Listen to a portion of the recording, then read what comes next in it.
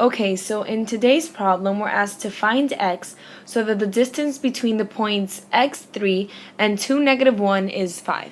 In order to solve this problem, we're going to use a distance formula, which is d is equal to the square root of x2 minus x1 squared plus y2 minus y1 squared. The first step is to label our points. This x will be x1 and this 3 will be y1. This 2 will be x2 and the -1 will be y2. And the 5 will be our d. Now we want to substitute in the values for the variables. So in the d goes the 5.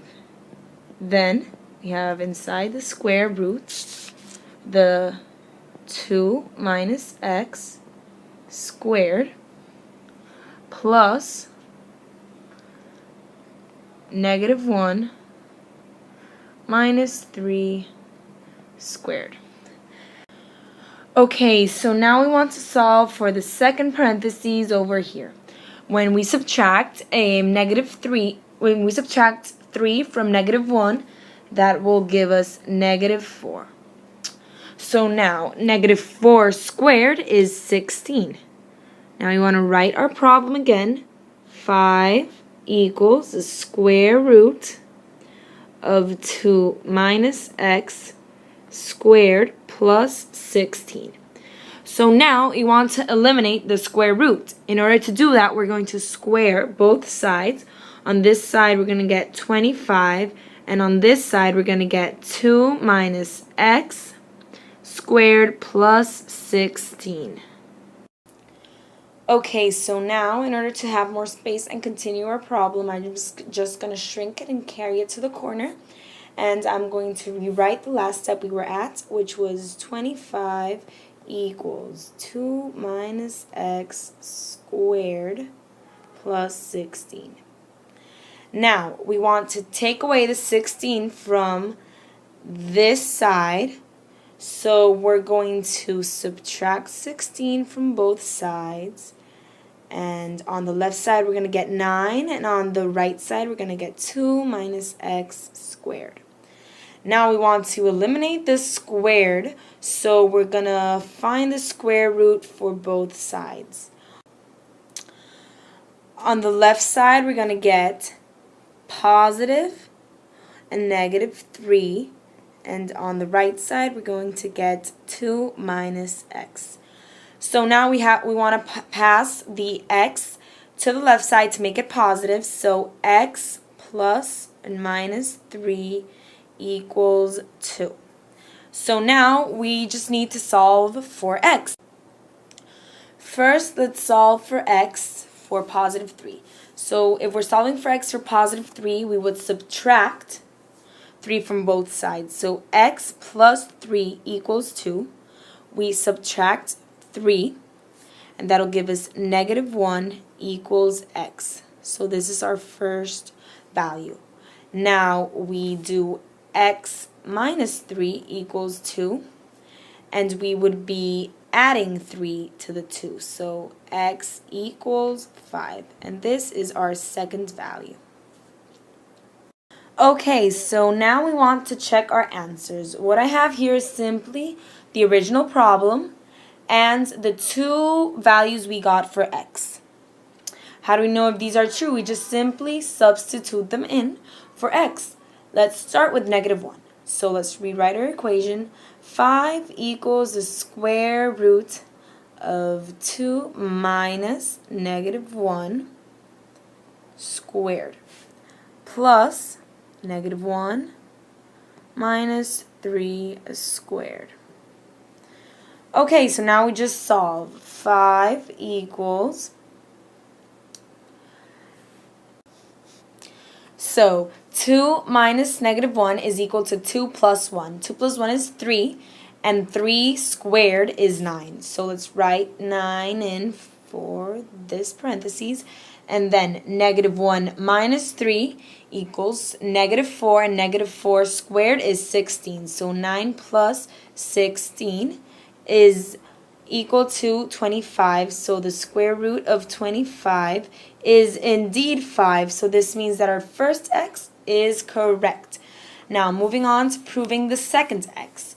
We just substitute in, this time instead of negative 1, we're going to substitute in a 5. So the square root of 2 minus 5 squared plus negative 1 minus 3 squared.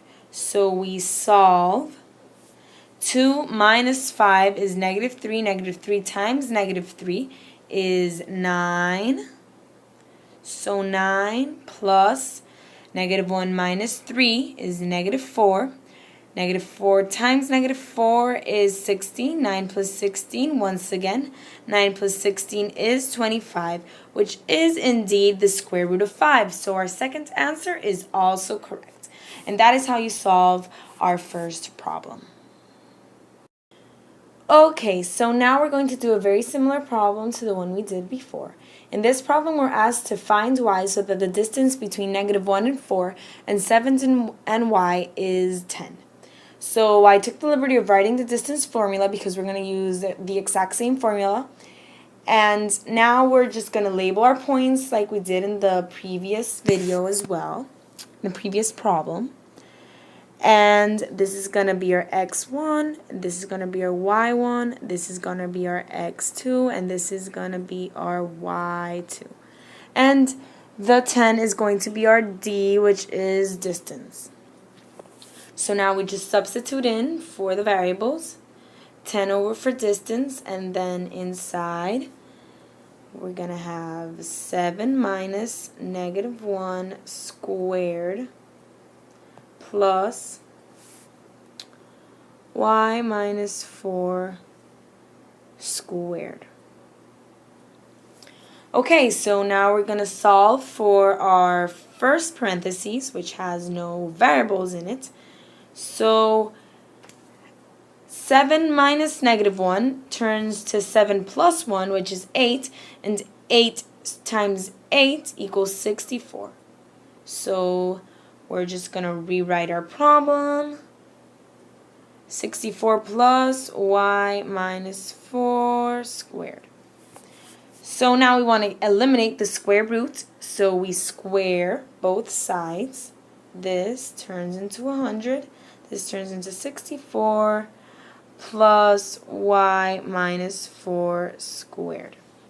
So we take away 64 from both sides, and 100 minus 64 is 36.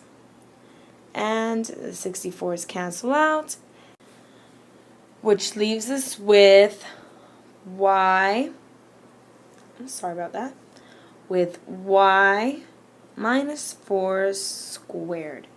So now I'm going to shrink our problem again and rewrite where we left off.